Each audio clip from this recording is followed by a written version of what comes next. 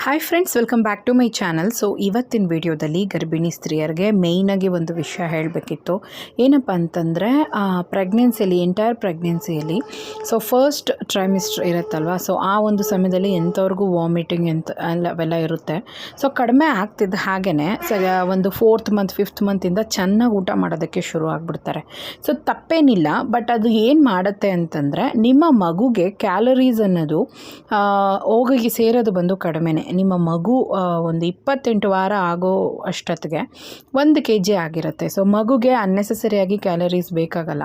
So ಮಗು ದೊಡ್ಡದಾಗಿ ಬೆಳೆಯೋದೇ ಬಂದು 28 ವಾರಗಳ ನಂತರ. ಉಳಿದಿರುವಂತಹ ಒಂದು ತಿಂಗಳುಗಳು ಅಂತಂದರೆ ಥರ್ಡ್ ಟ್ರೈಮಿಸ್ಟರ್ 7th ಮತ್ತು 8th 9th ಮಂತ್ಗಳಲ್ಲಿ ಮಗುವಿನ ತೂಕ ಅನ್ನೋದು ಹೆಚ್ಚಾಗೋದು. ಸೊ ಹಾಗಾದರೆ ಊಟದ ಮೇಲೆ ಜಾಸ್ತಿ ಕಾನ್ಸಂಟ್ರೇಟ್ ಮಾಡಬೇಕಾಗಿರೋದು ಬಂದು ನೀವು ಒಂದು 6th ಮಂತಿಂದ ನೀವು ಸ್ವಲ್ಪ ಚೆನ್ನಾಗಿ ತಿಂದರೆ ಸಾಕು. ಹಾಗಾದರೆ ಈ ಉಳಿದಿರುವಂಥ ತಿಂಗಳುಗಳು ಅಂದರೆ 5 ತಿಂಗಳು 4 ತಿಂಗಳು ತಿನ್ನೋದು ಬೇಡವಾ ಅಂದರೆ ಬೇಡ ಅಂತ ಹೇಳ್ತಿಲ್ಲ. ಎಷ್ಟು ಬೇಕೋ ಅಷ್ಟು ತಿನ್ನಿ. ಓವರಾಗಿ ಈಟಿಂಗ್ ಮಾಡೋದು ಬೇಡ, ಓವರಾಗಿ ಕನ್ಸ್ಯೂಮ್ ಮಾಡೋದು ಬೇಡ ಅಂತ. ಯಾಕಂದರೆ ತುಂಬ ಜನ ವಾಮಿಟ್ ನಿಂತಿದ್ದ ಹಾಗೆಯೇ ಚೆನ್ನಾಗಿ ಹಾಲು ಕುಡಿಯೋದು, ನಾನ್ ವೆಜ್ ತಿನ್ನೋದು, ಹೆವಿ ಜಂಕ್ ಫುಡ್ಸ್ಗಳನ್ನು ಇಂಟೇಕಾಗಿ ತೊಗೊಳ್ಳೋದು, ನೆಕ್ಸ್ಟ್ ತುಪ್ಪ ಬೆಣ್ಣೆ, ಮಗು ದಪ್ಪ ಆಗಲಿ ಅಂತ. ನಾನು ಕೂಡ ಸುಮಾರು ವಿಡಿಯೋಸಲ್ಲಿ ಮಗುವಿನ ವೆಯ್ಟ್ ಗೇನ್ಗೆ ಫುಡ್ಸನ್ನು ಹೇಳಿರ್ತೀನಿ. ಮತ್ತು 2ರಷ್ಟಾಗಿ ಮಟನ್ ಚಿಕನ್ ಇಲ್ಲ ಹಾಲು ಈ ಥರ 2ರಷ್ಟಾಗಿ ಬೇಡ. ಒಂದು ಲೆವೆಲ್ಗೆ ನಿಮಗೆ ಹೊಟ್ಟೆ ಫುಲ್ ಆಯಿತು, ಹೊಟ್ಟೆ ತುಂಬ ತಿಂದಿದ್ದೀನಿ, ಒಂದು ಹೆಲ್ದಿ ಫುಡ್ ತಿಂದಿದ್ದೀನಿ, ನ್ಯೂಟ್ರಿಯೆಂಟ್ಸ್ ಚೆನ್ನಾಗಿರೋ ಫುಡ್ ತಿಂದಿದ್ದೀನಿ ಅಂತ ಅನಿಸಿದ್ರೆ ಸಾಕು. ಹೆವಿ ಕ್ಯಾಲರೀಸ್ ಇಂಟೇಕ್ ಮಾಡೋದು ಬೇಡ ಅಂತ ಹೇಳ್ತಿದ್ದೀನಿ. ಯಾಕಂದರೆ ತುಂಬ ಜನ ಏನು ಮಾಡ್ತೀರಾ, ನನಗೆ ತುಂಬ ಇಷ್ಟ ಆಗ್ತಾಯಿದೆ, ನಾನು ಇದನ್ನು ತಿಂತೀನಿ ಅಂತ ಹೇಳಿ ಐಸ್ ಕ್ರೀಮ್ ತಿನ್ನೋದು.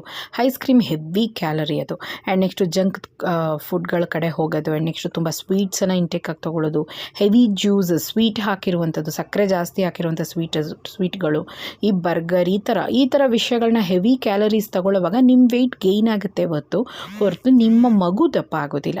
ಸೊ ಹೆವಿ ಕ್ಯಾಲರೀಸನ್ನು ಮಗುಗೆ ಬಾಡಿ ಬಂದು ಕೊಡೋದೇ ಇಲ್ಲ. ಸೊ ನೀವು ಬೇಕಾಗಿರೋದೇನೆಂದರೆ ನಿಮ್ಮ ಹೆಲ್ತ್ ಚೆನ್ನಾಗಿರಬೇಕು ಅಷ್ಟೇ, ನಿಮ್ಮ ಮಗು ಹೆಲ್ತ್ ಚೆನ್ನಾಗಿರಬೇಕು ಅಂತಂದರೆ ಎಷ್ಟು ಬೇಕೋ ಅಷ್ಟು ಊಟ ಮಾಡಿ, ಹೆವಿಯಾಗಿ ತಿನ್ನೋದು ಬೇಡ. 7th ಮಂತ್ ಆಫ್ಟರ್ ಒಂದು ಸ್ವಲ್ಪ ಮಟ್ಟಿಗೆ ಕನ್ಸ್ಯೂಮ್ ಮಾಡಿಕೊಂಡ್ರೆ ಸಾಕು ಊಟ ಹೆಚ್ಚಿಗೆ. ಸೊ ನ್ಯೂಟ್ರಿಯೆಂಟ್ಸನ್ನು ಹೆಚ್ಚಿಗಿರೋ ಊಟಗಳನ್ನು ನೀವು ತಿಂದರೆ ಅಷ್ಟೇ ಸಾಕು. ಏನಾಗ್ಬಿಡುತ್ತೆ ಅಂತಂದರೆ ಪ್ರೆಗ್ನೆನ್ಸಿಯಲ್ಲಿ ನೀವು 10ರಿಂದ 12 kg ಜಾಸ್ತಿ ಆದರೆ ಸಾಕು ವೆಯ್ಟು. ತುಂಬ ಜನ ಏನು ಮಾಡಿಬಿಡ್ತಾರೆ, ಓವರ್ ಈಟಿಂಗು. ನನ್ನ ಮಗು ಚೆನ್ನಾಗಿ ದಪ್ಪ ಆಗಬೇಕು, ವೆಯ್ಟ್ ಕಮ್ಮಿ ಇದೆ ಅಂತ ಹೇಳ್ಬಿಟ್ಟಿದ್ದಾರೆ ಡಾಕ್ಟರು, ಜಾಸ್ತಿ ತಿನ್ನಬೇಕು, ಮಗು ಚೆನ್ನಾಗಿ ಬೆಳಿಬೇಕು ಅನ್ನೋ ಕಾರಣಕ್ಕೋಸ್ಕರ ಹೆಚ್ಚೆಚ್ಚಿಗೆ ತಿಂದು ತಮ್ಮ ತೂಕವನ್ನು ಜಾಸ್ತಿ ಮಾಡ್ಕೊತಾರೆ. ಸೊ ಆಮೇಲೆ ಬೇಬಿ ಆದಮೇಲೆ ವೆಯ್ಟ್ ಲೂಸ್ ಮಾಡೋದು ಕೂಡ ತುಂಬ ಕಷ್ಟ ಆಗುತ್ತೆ.